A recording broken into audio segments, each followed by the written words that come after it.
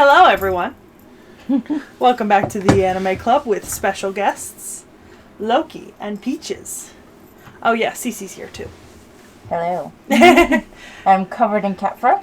As you are at my house. That is non-negotiable. It's fine. So we watched Spirited Away. And now we're going to talk about the theme, story, characters, and shit, because we've been waiting to talk about it. You know what I mean? So I guess let's get started. What do you guys want to mention? Japan. Why? What do you mean by that? This entire movie is just one big giant love letter to like the Japanese sort of spirits and yokai culture. That's true. There's a lot in it about that, you know. And a lot of the points made in the movie. I mean, so we talked about this last time, but Ghibli movies have meanings, right? Like Miyazaki likes to hide opinions and meaning inside his movies. And he doesn't hide them so much as he just includes them and makes them allegorical, right? So like you see like when they're pulling the crap out of that water spirit, right? That's talking about pollution. It's the effects of pollution on nature, right? And the spirits are having to come to the bathhouse to get clean because they're unclean, right? Like they need to clean themselves up and that sort of thing. It's like a place to relax at the end of the day. And if you notice that there's offerings for them right at the end of the bridge at times and stuff like that. So I think a lot of this movie is about nature, you know? Mm-hmm. Like, and a lot of Miyazaki's movies are. He's really big into nature and that sort of thing. And obviously respecting it, you know, and respecting tradition, you know, but not letting it destroy you or overtake you. Especially with, like, Chihiro's character in Kohaku. Like, respect tradition, but don't let it destroy you. Don't let it control your life. Yeah. And it's such a beautiful movie, and I just love the characters so much. You know, like, the first time I watched this movie, I was like, the Kohaku River! You know? It's like, I didn't know that was a thing, but I did appreciate the dragon. The snaky river dragon. Big fan. And obviously, you know, witchcraft and sorcery and that sort of thing. There's some ofudas or shikigami. Shikigami used by Zeniba. Yeah. And all sorts of stuff. You know? And it's all, like, just normal. Like, none of it's explained, right? Because none of it needs to be. Like, things just kind of happen. And it doesn't take the time to really like push, isn't this weird? This is weird and crazy and kooky, isn't it? No. The old man in the boiler room just kind of casually uses his extra arms to do work, and the film doesn't draw extra attention to that. It's normal. Yeah, and the fact that he does that and has little sprites just doing his work. And it's not explained how I forgot her name. Yababa? No. Yubaba? Zeniba? No. Who? Chihiro? Chihiro? Chihiro just like can't lift up the I'm thinking it's coal. Fam, that's not like a magical thing. Coal briquettes are fucking heavy. No, yeah, and she's 10. But the little sprites are just like tiny. Oh yeah, because they're magic. Just like picking it up and going. Well, because they're designed for it. Like they're created for that purpose, so it's easy for them. Yes, but then it's just like this little sprite. Like that's supposed to be like what, like a couple inches high. It's heavy. Didn't you see the part where they complained about having to work and pretended to drop it on their faces to get sympathy? Yes. But they're just like, let it go. All hail to that fucking suit sprite who was like, ooh, she picked up that guy's because he got crushed and whined about it. Let me do the same thing. Then followed by everyone afterwards. And then the commentary from the Kamuri, and he's like, don't take someone else's job, you know? And the whole, like, fucking Yubaba, goddamn, I took that oath. We stan Yubaba because she's willing to hire anyone, regardless of prior experience. And sometimes it's not that easy to find an entry-level position. It's just like, entry-level position, must have 14 years experience. Right! My name, an entry-level job. My name, an entry-level job. At a place where you could potentially earn a lot if you make friends. I mean... Gold? Whore myself out? My name. Whore myself out for money? My name. Oh, and they were getting, like, fed, like... Oh, yeah, they get room and board free. Yeah, they get room, board free, so... And they can get tips from the workers. Hell yeah! Plus, I bet they get access to, like, some pretty good bath space. Oh, yeah. Absolutely. You know what I mean? Can we just commentate that everyone who had gold, because I'm pretty sure people were poaching gold off of him. Yeah. Or off the No-Face during that one scene. More than Yubaba had at the end there. Yeah. So everyone that has gold at that exact same moment just felt it melt away into black sludge in their hands. Oh, yeah. Wasn't it pebbles? More like sludge. Yeah. Yeah. But there was all the gold left by the river spirit, too. So, you know. I don't know, I really like it. I like the characters. I feel like there's no dud characters in this movie. Even, like, the unnamed, like, toads have personalities. Or, like, all the washerwomen. Like, they all have personalities, you know? And it's nice to see that. Like, they're all unique characters. Even the spirits, I love the turnip spirit because he doesn't say anything. But, like, there's the part where he's, like, dancing with the fans. And it's just a fat turnip dude with the loincloth dancing with the fans. Let me tell you, the directing traffic with the fans is so funny to me. Here at the Anime Club, we judge a film's quality based on whether or not the characters have more character than we do. I mean, the turnip spirit definitely has more of a personality than I do. Fam, I could never get away with just not talking. I don't have the personality to carry that off. I need to talk. No, he just has more motivation than me, though. Like, he's just, like, out there with his little fans, and I'm just like, you couldn't pull me up from my seat right now. Fucking mood. No, I feel that. It's so great, honestly. I genuinely don't think I have a single bad thing to say about this movie. Like I'm trying to think of, like, something like negative or something that could have been improved upon, and like there were some things in Laputa, like the timing was a bit off and all that kind of stuff, but I genuinely didn't have that problem with this movie at all. It felt like linear storytelling. Everything felt like it was in the place it needed to be. Nothing felt like it dragged too long at any point or went too fast. I've got to say, Miyazaki works best when he just doesn't include a climax in his films. There's no real traditional, like, this is the story's climax. There's, like, one moment of ramping up action, but that's not really a climax there. It's... Oh, yeah, I mean, right. I suppose... As opposed to Laputa, where there's a very clear climax of the story, Yeah, but it kind of overshadowed the rest of the film because it wasn't paced very well. Yeah, I guess because your climb up to the climax is Haku being injured and having to take the seal back, right? Like going on a quest to save someone. But then, you know, at the end of the quest, or when you get back from the quest, you should be confronted with a climax, right? Like either the person you're bringing the thing back for is going to fight you over it, or you're fighting someone at the end. But she doesn't fight Zeniba. In fact, she makes friends with Zeniba, and it's really meaningful and sweet. And when she gets back, like, she's set up for a climax scene with Yubaba, but then Yubaba's baby comes in and is like, if you make Chisen cry, I'm gonna hate you. And she's like, my baby. It's not a traditional climax. There is a climax in there somewhere. Yeah. But it's not a traditional climax. Yeah. I suppose the best guess I would give is it's the moment when she confirms that her parents aren't there as the pigs, and then everything like pops out and everyone's like, yeah, and they all get, and then everything's resolved quietly past that. But I think, or alternatively, the only other place I could see it as a climax is when she names Kohaku. yeah. And he dissolves. But it's all very low key, and I think Miyazaki relishes in the low key, in the mundane.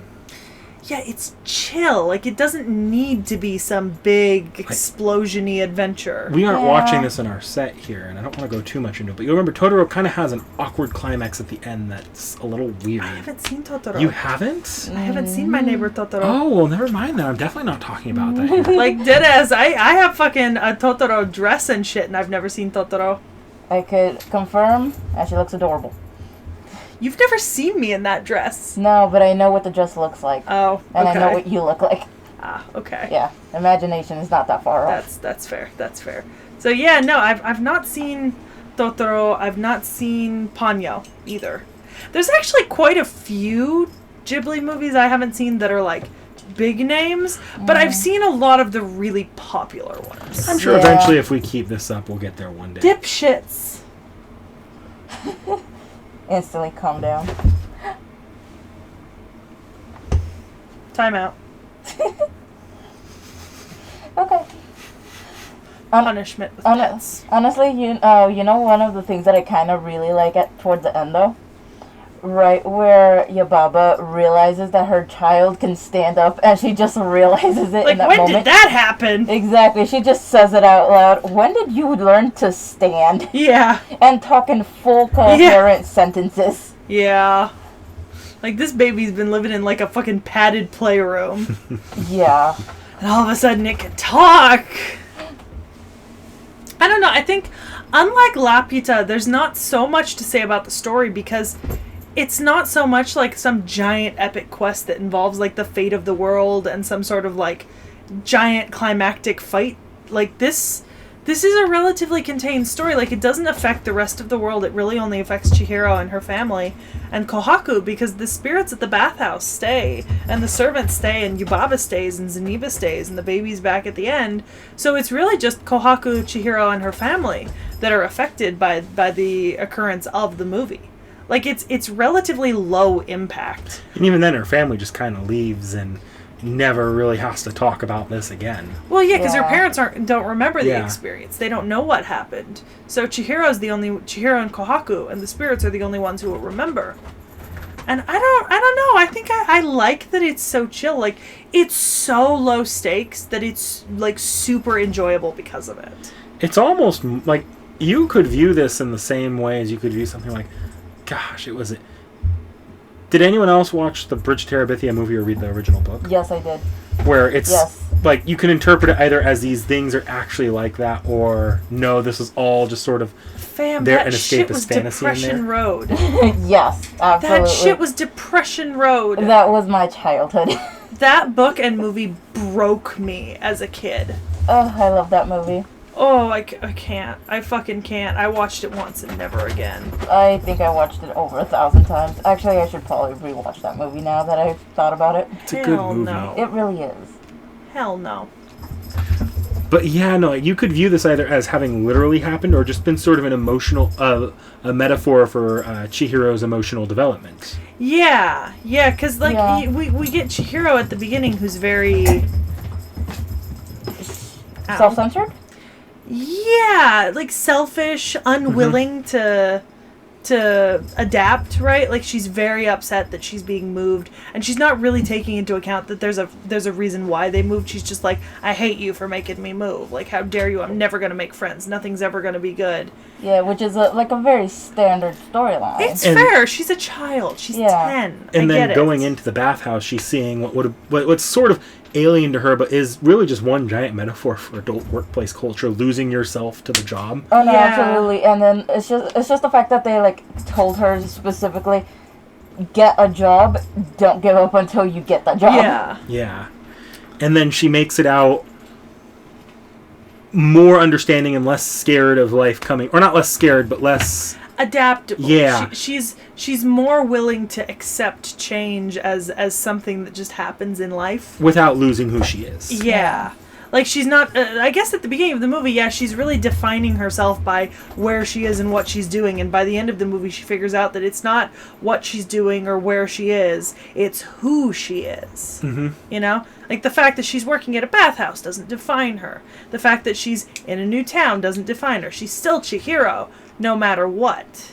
Also, You know? let's also accept the fact that she did things that no one else would probably look at and be like, oh, absolutely do that. She just dives right in. Like, with No Face, he ate, like, what, 3 people? Yeah. And she was just, like, going up to him, I don't want to talk to you anymore. Yeah, but she didn't see him eat those people, and she didn't know that he ate people till after. They told her right before. They told her. After, yeah, when she went in the second time. Yeah. Yeah. Not the first time, though. And the second time, she was very obviously, like, sitting there, like... Karen be gone. Yeah.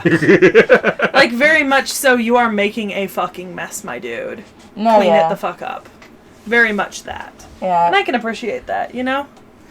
I can, you know, it's just so good. I can appreciate the greed of the workers, too, to be honest. I Yeah. also just love I that get there it. was no villain to this story. No, even Yubaba was not... I mean, she is, in essence, the villain, but she's not really a But villain. by the end, she was kind of like... I mean, she you know, she cares for her kid. Yeah. And she did like make a promise to give anyone a job who comes looking. And to be honest, like, she wasn't really antagonistic towards Sen once Sen had the job, once Chihiro had the job. Like, she kind of stopped being antagonistic once the people proved themselves, you know? Beyond just normal kind of workplace, like, get your work done. You know? Even like, you know, under the surface, there's a lot of shady shit happening. Oh, no, Like, absolutely. between the fuck two yeah. sisters. Fuck yeah. Yeah. But even then, like, I mean, she had to have known who cursed her baby. She had to. There's only, like, one or two people who could have done that. But she didn't go fucking, like, kill her sister. No. She was just like, I want my baby back, you know? Yeah. To be fair, though, she obviously does not care if one of her workers dies as well. No. Well, yeah. So, like, her direct assistant was, like, on the verge of death, and she's just like, throw him out. Okay, throw him out. Capitalism. Yeah, capitalism. Like, just because she's not a villain doesn't mean she's a great person. No. Yeah. Yeah. Though we will say that she is absolutely a character, like, you have to know. Mm-hmm. Like, she's very recognizable. Well, And I liked No Face as like an example of a person who intrudes upon someone else's goodwill yeah. in a negative way, like, eventually, right? Because Chihiro opened the door because she was genuinely doing something that she thought was nice, right? She was like, it's raining outside, you look sad and alone, you can come into the warmth, right? And he kind of latches onto that, and he's like, Sen, but then proceeds to cause a massive mess and do a ton of really bad shit, you know? Yeah, like, he tried to, like, offer her so many things, and even though she, like, calmly He was throwing a explained- temper tantrum. Yeah, Yeah. she, like, calmly explained, like, I don't need it, or, like, I only want, like, one. And then he's just, like, offering so many, and just, like, as soon as she pushes him away, he's just, like, temper tantrum. He wasn't taking her needs into consideration. He was just trying to give her what he thought would make her happy, and he wouldn't accept when she said it didn't. Yeah, because, You like, the first, like, token, like, okay, that's actually kind of, like, I was like, okay, that's actually kind of nice Yeah, of him. she needed that, but Like- the next 30, no. Yeah. I mean, she did need them eventually, but, you know, that's, you know, it's not that she needed them to begin with. It's that they No, just but that- happened to be useful. No, and then also, like, when it was, like, right after when she didn't really take him. Like, didn't he eat the frog? No, that was later. Yeah, oh, yeah, That was at night. Yeah. Yeah. That was a while after. Yeah. As far as she knew, he was gone by then because he faded away. But he was still there. Yeah. Yeah. I really have no complaints about this movie. I have only good things to say. I'm sorry. I have nothing more to say because it's all good. Hey, Seki, how long is this recording going on for? 18 minutes. All right, so let's talk about torts.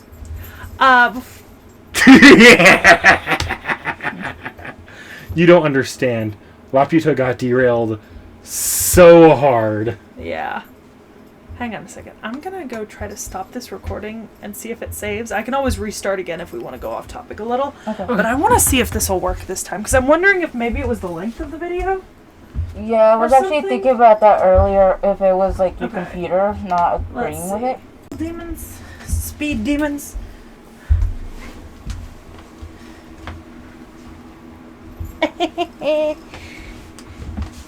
We're back. And I have a kitten. Look at my kitten. I have a kitten. I have a kitten. Oh, yeah. It's getting to be that time, I think, for them. I don't not. know, man. Mine's No, on the way. it's not. It is still runtime. So, that derailment, huh? I mean, if we want to keep it on top and we want to derail it, we could talk about workplace culture. We all have experience with that, and that is And different types of workplace one of the culture. themes of this film. Kind of. It We could is. say that it's all retail, though. It's not necessarily, though. I mean, you know, there's like kind of a little bit of everything. You have to admit. I mean, you've got the people working in the kitchens, and you've got like her assistant who's handling the administrative stuff.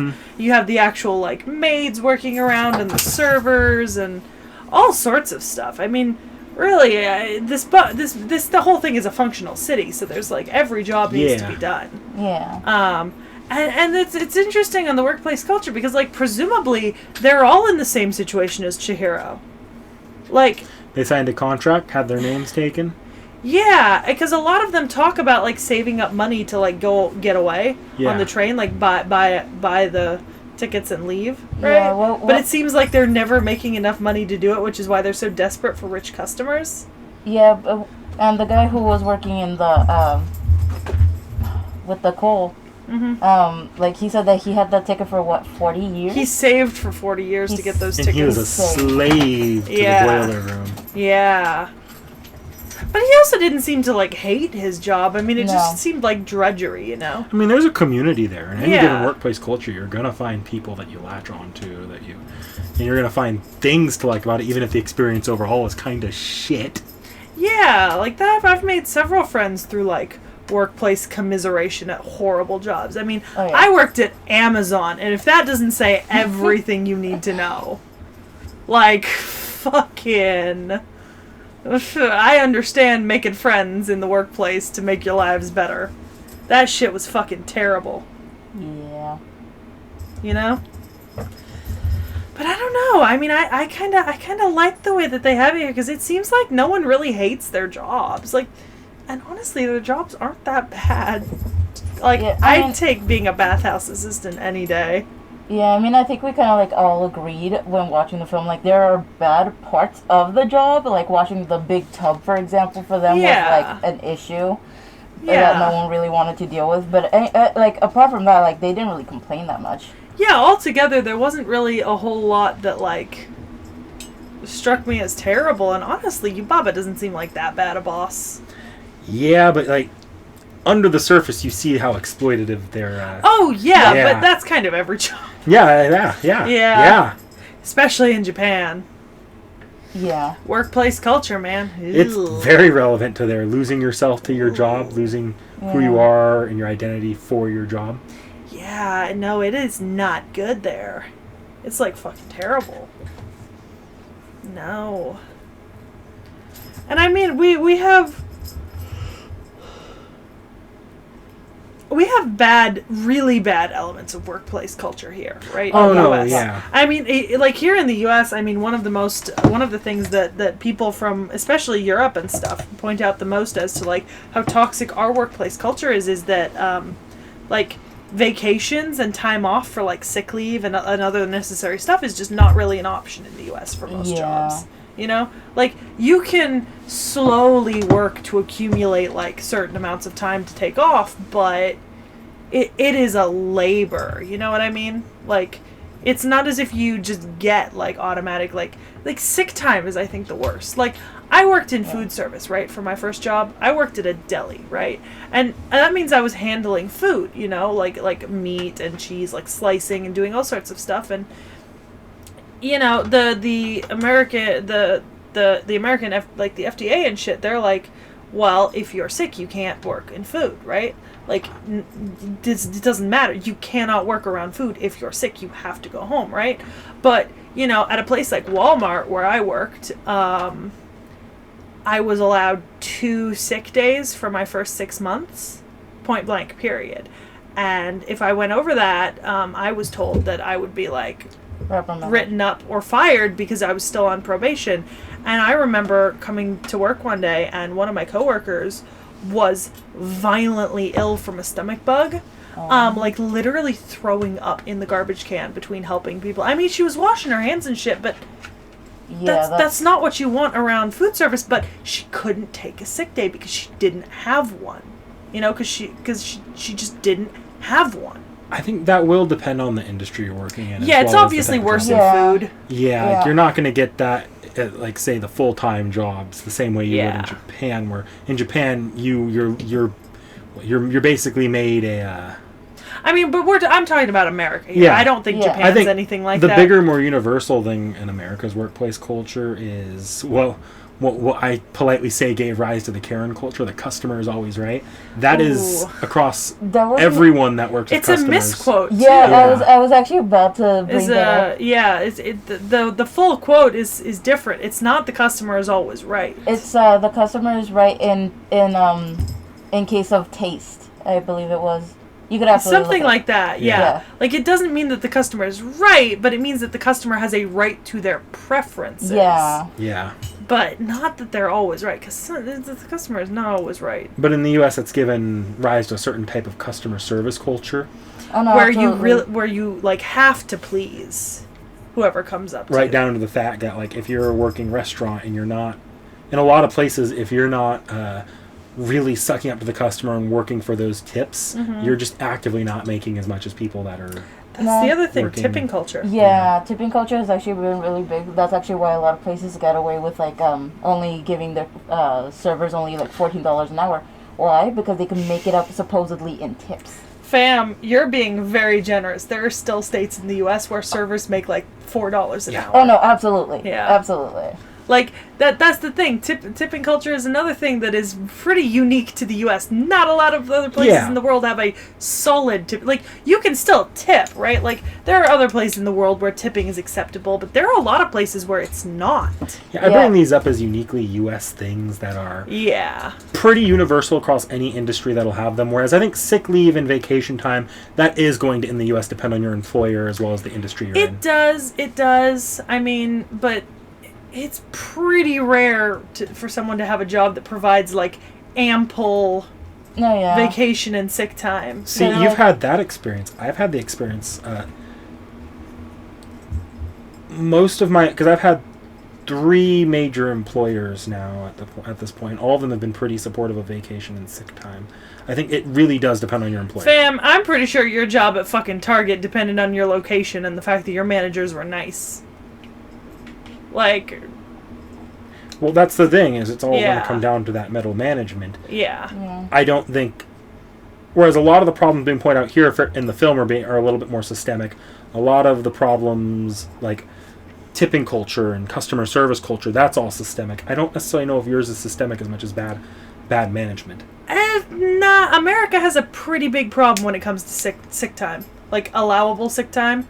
And paid sick time and stuff like that. America has, so one of the big problems about this is that the problem with paid sick time and sick time in America is not, its roots are not found in sick time, but its roots are found in the fact that a lot of jobs don't pay a living wage. And so even if a person, and so when a person is told, well, you're sick, you can go home, but you won't be paid, they have to work that shift if they still want to pay their bills, which makes it more of a living wage problem than a sick time problem. It's just that skipping out on sick days is the product of it. I think the FDA or the CDC, one of them says that only 25%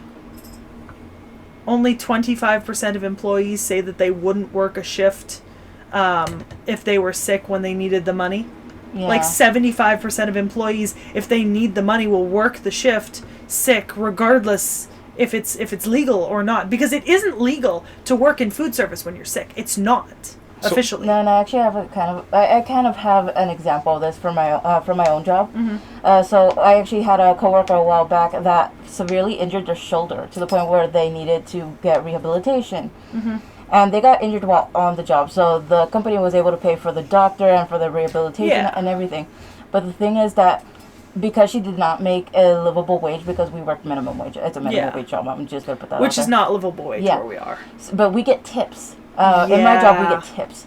And she told me specifically, because I just talked to her a little bit ago, that she lived and she thrived off the tips that she had saved for years. Mm-hmm. And so she was grateful that she even had the tips, but at the same time it was like, how bad is it that she had to live from tips while on an injury from her own job? Yeah. And I mean, I am saying that in terms of, at least in terms of sick time based on living wage, pay, necessity, that is a food service industry. But it is a pretty industry-wide food service problem in the U.S., according to the Food Administration and most surveys. Now, obviously, that may not stretch to non-food service, but food service is a massive industry in the U.S. At least they pay you well. We were actually just talking earlier about how Amazon had tried to specifically say that Bathroom breaks. Yeah, how people should be could taken only... off the clock only. Yeah. OSHA stepped in and was like, oh, fuck no.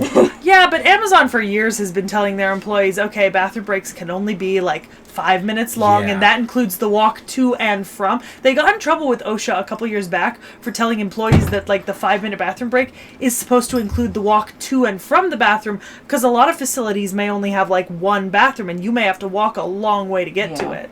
You know? Like where I worked, if you were on the docks, I mean, it was like almost a 5-minute walk to get to the bathroom. The trouble there is, no matter how illegal what they're doing is, so long as no one pushes it, because this is their livelihood, they are risking their livelihood by pushing it legally. Yeah. If it's not being like actively investigated for one reason or another, it doesn't matter. Yeah, no, Amazon did all sorts of shitty shit when I was there, and we just fucking went with Check it. it. You need the money? Yep, exactly. Like, shit, like, I swear to fucking God, the place I worked could literally be a video with that sound. We are living in a world of OSHA violations. Oh, no, absolutely. Also. Oh. Chewing on your foot. Yeah. Like, I mean, we did all sorts of sketchy shit. Like, there were, but Amazon pays its workers very, very well to to abuse their rights, to be honest. That's not an excuse. It's true, but it's why a lot of Amazon workers don't say anything, because when you're making $18 an hour starting, you know, as opposed to where most, so we're in California. We've mentioned before, a time or two. But, you know, minimum wage is like 12 to 14, depending where you are in the state. Yeah. And probably a little less in some places, a little more in others. So, like, when you start out at 16 or 18, that is an absolute fucking win. No, you know? Absolutely. Especially if it's an entry-level job, like, you're good. Exactly. At least for a while, you're good. For a while there, Amazon was trying to paint itself as the big workers company. They were trying to get people from traditional retail like Walmart and Target by saying, look how much we're paying you. We're for the workers here. We're gonna go past minimum wage. And I was gonna say I went from a $12.30 an hour job to Amazon at 16, which increased to 18 after my first year. Yeah, and if I remember correctly, you were saying like, you told me before about like if you worked like holidays, you would get like a bonus extra. Yeah, so there are 6 holidays during the year that Amazon does, and if you are scheduled during one of those days, you get a full day's pay. Right? Whether you don't come in or not. And if you do come in, you get the full day and you get holiday pay. So you basically double, you know, like double what you're earning. So like, shit, yeah, I went in on like 4th of July and crap. Hell yeah, I went in on fucking Labor Day and whatever they wanted me to go in on. I wanted that extra money. You're also not a big holiday celebrator. Nah, my family doesn't. Yeah. But also like Labor Day. Oh, like, hell yeah, I'm going in on Labor Day for fucking time and a half plus my shift.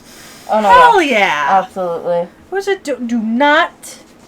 Was that you or the cat? I think that was just me. Oh. I just moved my knee.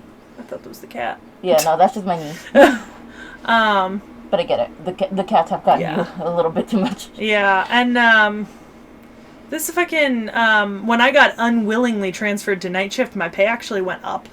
Because I was working weekend and night shift, which actually got a boost in pay, which a bonus for a job that was, you know, way worse than the bonus accounted for. Hence why I no longer work at Amazon. So there are some things that no amount of pay increase will compensate for, and one of those things is an 8:45 to 4:45 in the morning shift.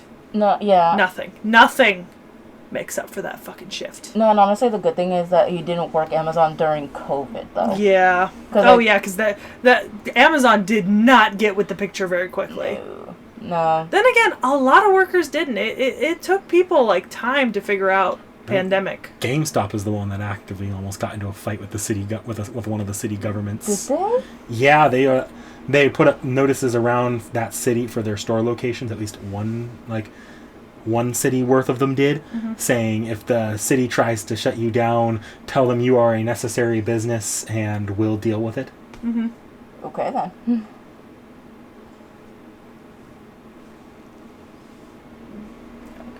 Scoot a little this way. Oh, my bad. Yeah. Also, that was my fight. Sorry. Yeah, there were some places just did not cope well, and then some people were able to just go like straight online, no problem. No, absolutely. You know? Like my job, honestly, because it is a food place. Like we still all worked. We still all wore masks. We were mandated to wear masks. Our managers passed out masks. The only difference was when we did catch COVID. Like sometimes we had to fight just to even like be on our 2-week leave when we were getting 2-week leaves. So yeah. So like they were mandating everything just so we wouldn't get sick. But when we got sick, it was just like, are you sure you have to be off work? Yeah. Are you sure you can't make this shift? Yeah, but I mean, like that's the thing. Like, the pandemic sucked for everyone. Japan had a shitty pandemic response. I think it was a lot of things though. Well, no, the biggest problem in Japan was the work culture. Actually. Oh yeah. Yeah. Because in Japan, it's at least as far as we're aware from our perspective and what we've heard. In Japan, like the work culture is such that you are pushed to come every day, stay late, come early, 6-day work week, and so when the pandemic first started, nowhere in Japan closed down, like the businesses, and workers who stayed home would be shamed or in danger of losing their jobs. Well, because in Japan, we talk about bad sick leave culture. This is part of why I'm so hesitant on that. If you look at Japan, like, you are actively a pariah if you take any sick time, even if you have it. Yeah, but in Japan, you're a pariah if you don't show up to work 6 days a week and work a 12-hour shift. And don't stay overtime. Yeah. And if you go home early, ooh. Yeah. Yeah. And if you don't go out drinking with your coworkers and boss or do whatever else they want outside of work hours. And it's so baked into the work culture of Japan, it's hard to escape, from what I've seen and what I've researched. Yeah. It's fucking terrible. I mean, and it's so commonplace there. Like, you see it in dramas and stuff, and like no one's talking about it. It's because they're used to it, right? This is just the way it is for them. That's the political culture of Japan. I won't get into it too much because that's its own fucking thing. Once again, reforming work culture and shit like that has to come from within, but external pressure can help. You know, like external pressure can kickstart it, but it does need to, like unionize and shit like that. Like, it needs to there needs to be support from within, because if people just keep working their overtime 12-hour days 6 days a week without ever complaining, and no one ever points out how bad it is, it's just going to keep happening because no one's really being vocal about it. So it's one of those things. Like, American workers were very vocal about it back during the Industrial Revolution. We were like, we're going to unionize. And then the big business tried to kill us. And then we were like, we're going to unionize even harder! I mean, that's basically what the U.S. did. No, absolutely. I'm just reminding myself who my greatest history teacher and this is it. Fam, that is a dangerous statement to make.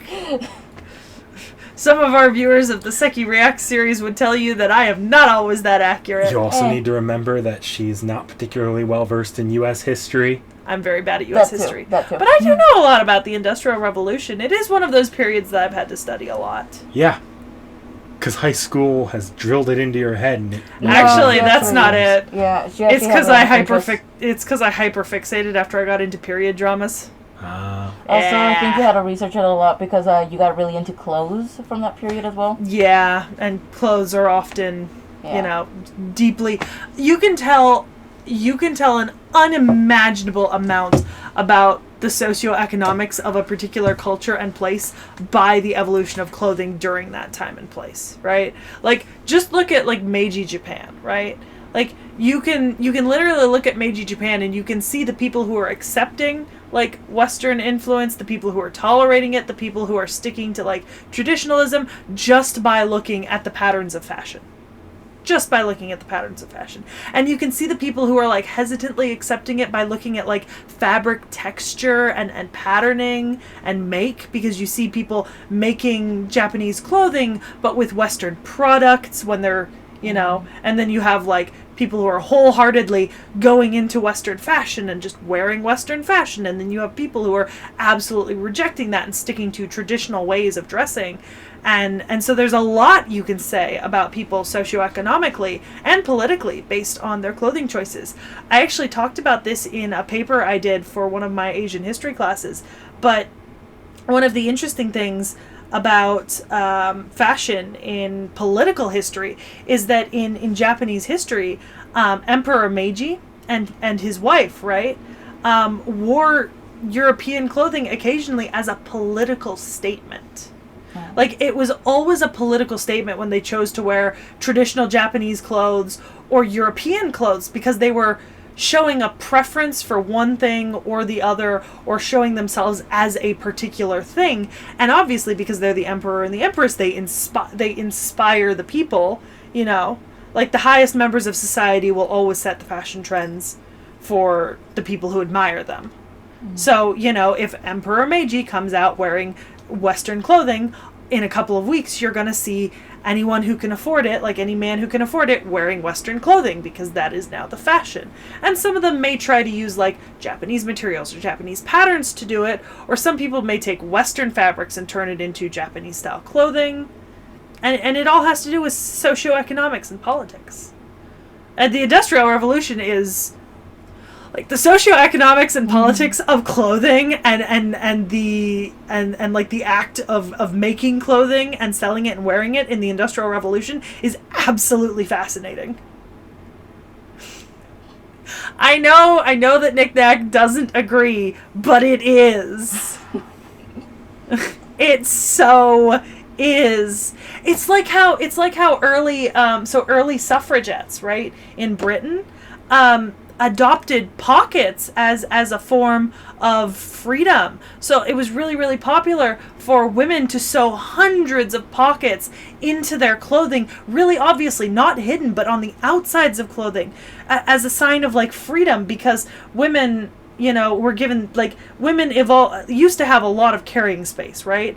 And then as the power of women in society, like, diminished slightly and they had less power in terms of buying and investing, their purses and pockets got smaller and smaller, right? Because they didn't need to carry a lot of things with them like a man would. So they got less and less pockets. And so, like, with the suffragettes, they added pockets to their clothing because they wanted to show that they had that same power that men did to carry things around and pay for shit and stuff. I think Nick Nack is very bored.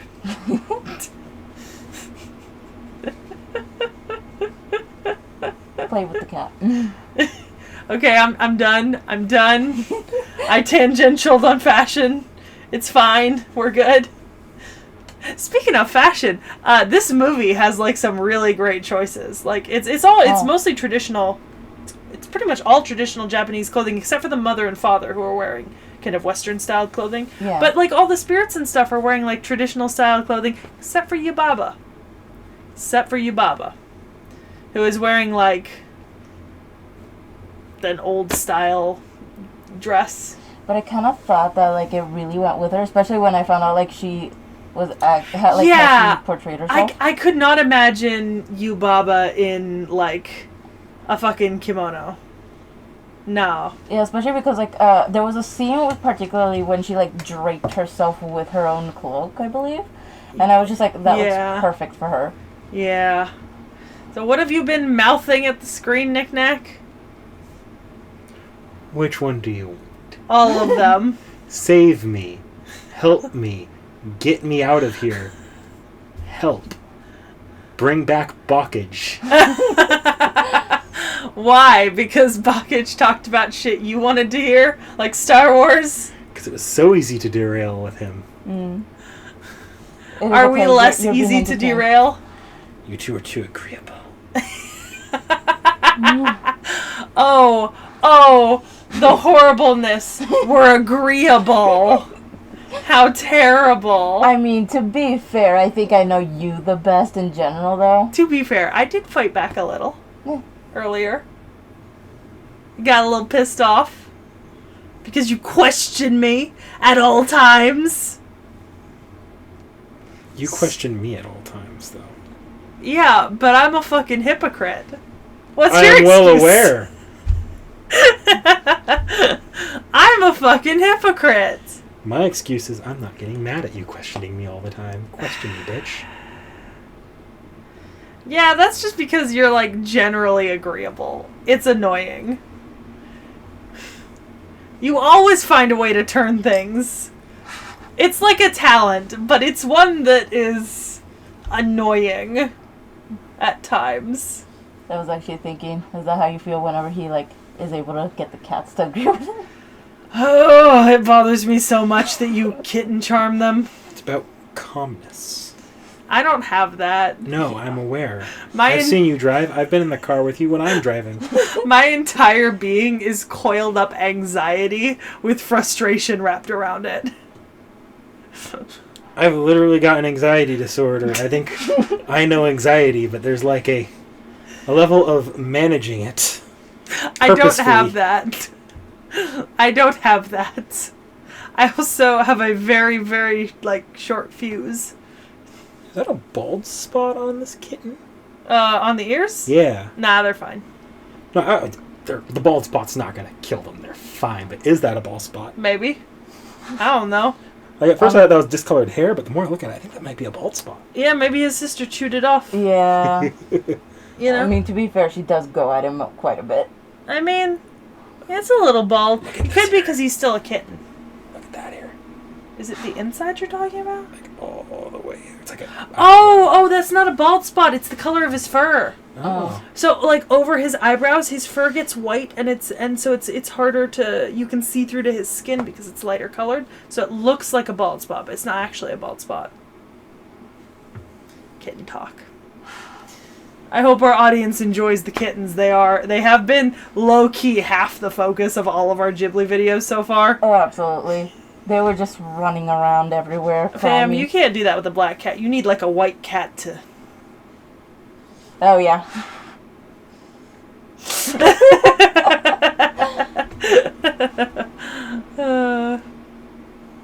We've gotten very far off topic. Yes, Yes. we have. I think that means it's time to end this. But I wanted to yell at you more about politics. Okay. Have the cat. Have at it. Come at me, bro. You have a dumb face. Okay.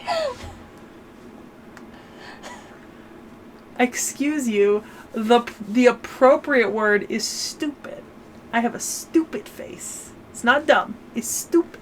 Okay, Dumbo. My ears aren't that big. As I go to pull my hair down to cover, I'm just like, there. No ears. Well, I think we have drifted far enough off that we no longer have anything to say. And therefore, we will log off for today. So, thanks for listening, and we will see you next time. Tune in next time to find out if the second part of... I guess, tune in last time to find out if the second part was 40 minutes long as well. Yep. Like, comment, subscribe.